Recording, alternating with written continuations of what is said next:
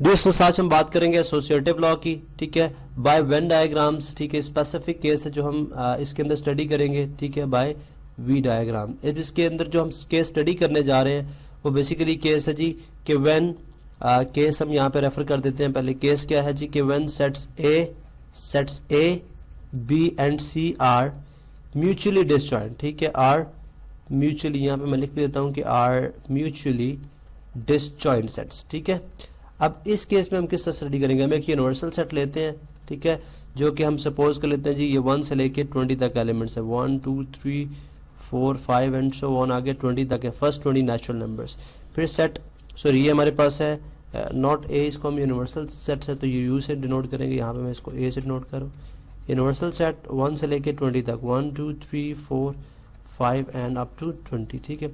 उसके बाद हमारे पास सेट ए है जिसके एलिमेंट्स हैं 1 2 3 4, ठीक है। सेट बी है जिसके एलिमेंट्स हैं 5 6 7 8। सेट सी है जिसके एलिमेंट हैं 11 12 13 एंड 14। अब ये बेसिकली म्यूचुअली डिसजॉइंट सेट्स हैं। अगर आप देखें कि ए का कोई भी एलिमेंट बी के साथ मैच नहीं करता, बी का कोई भी एलिमेंट सी के साथ मैच नहीं करता, इसी तरह ए सी के अंदर भी कोई एक सिंगल एलिमेंट भी आपस में कॉमन नहीं है। तो लिहाजा हम कह रहे हैं ए बी सी आपस में क्या है, म्यूचुअली डिसजॉइंट सेट्स हैं।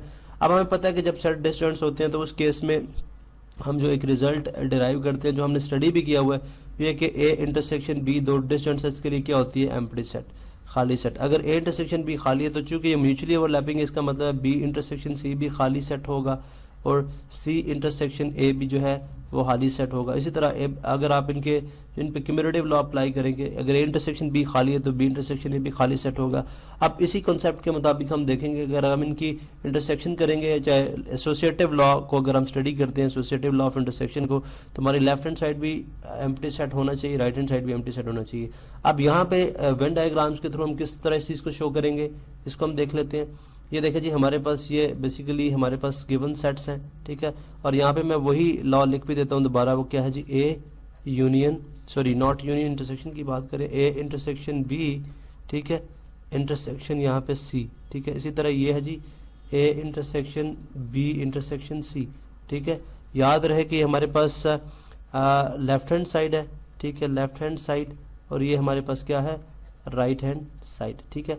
अब इस केस में हम इसको स्टडी करेंगे और देखते हैं कि इंटरसेक्शन को किस तरह से शो किया जा सकता है। अब यहाँ पे देखें कि हम यहाँ पे इस तरह से बात कर सकते हैं कि अगर ए और बी, सबसे पहले ए और बी के अंदर कोई एलिमेंट मुश्तरक है या कॉमन है, तो हम देखते हैं कि कोई भी एलिमेंट जो है मुश्तरक नहीं है। जैसे कि सेट से जाहिर है कि रेड जो ए सेट है उसको हमने येलो कलर से शो कर दिया और सेट बी को हमने ग्रीन से, क्योंकि टोटली जो है वो डिसजॉइंट सेट्स हैं, इनके दरमियान किधर भी ओवरलैपिंग नहीं है, ठीक है।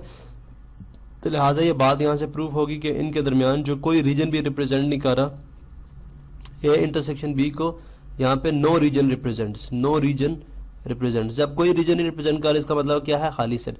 अब खाली सेट की जब हम इंटरसेक्शन करेंगे सी के साथ, अब आप ये भी आपने लॉ पढ़ा कि मतलब किसी भी सेट की, ठीक है, सी सेट है, इसकी अगर मैं इंटरसेक्शन करूँ खाली सेट के साथ तो मेरे पास इंटरसेक्शन में आंसर में भी खाली सेट आएगा।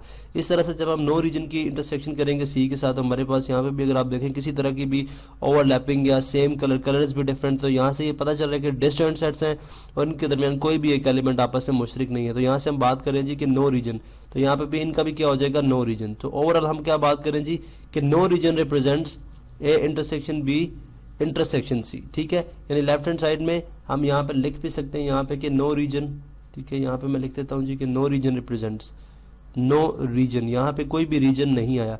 इसी तरह अगर आप राइट हैंड साइड में देख लें, लेफ्ट हैंड साइड में नो रीजन है, राइट हैंड साइड में भी यही स्ट्रेटजी है, यही बात है कि अगर आप बी इंटरसेक्शन सी के साथ देखें तो कोई भी इनके दरमियान कॉमन एलिमेंट नहीं है, इसलिए डिफरेंट कलर्स हैं। इसी तरह ये नो रीजन का जो रिजल्ट होगा, इस नो रीजन की जब आप इंटरसेक्शन लेंगे ए के साथ, तो वो भी क्या होगी, खाली सेट की इंटरसेक्शन किसी नॉन एम्प्टी सेट की इंटरसेक्शन किसी नॉन एम्प्टी के साथ भी एम्प्टी आती, तो इसलिए यहाँ पे भी क्या हो रहा है कि नो रीजन, ठीक है। तो यहाँ पे हम बेसिकली लिख देंगे जी कि बी इंटरसेक्शन सी जो है वो एक एम्प्टी सेट था, इसलिए यहाँ पे इसको भी हम कह रहे हैं जी no region represents left hand side, sorry right hand side, no region represents right hand side.